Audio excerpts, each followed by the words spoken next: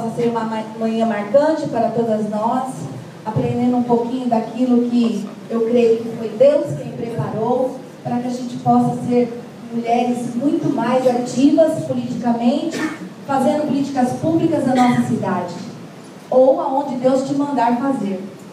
Eu agradeço muito o Vasco, nosso querido o Vasco da Nacional, toda a sua equipe, nossas palestrantes, nossa querida vice, que nós estamos muito, muito felizes. Eu creio que todo o PRP está muito feliz com essa situação. Eu cumprimento o nosso presidente, que tem sido um presidente maravilhoso.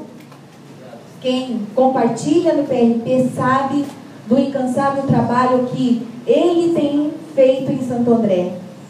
E com essas palavras, eu deixo para vocês que tudo que vocês agregarem hoje aqui, através das nossas palestrantes, vocês levem no coração, para que realmente as palavras do nosso querido Vasco sejam verdadeiras, que possamos ter em Santo André futuras presidentes, muitas candidatas, que lá na nossa Câmara tenha 21 sim, mas que pelo menos a metade seja mulher, para ficar uma coisa muito bem equilibrada. Eu agradeço. Bom dia.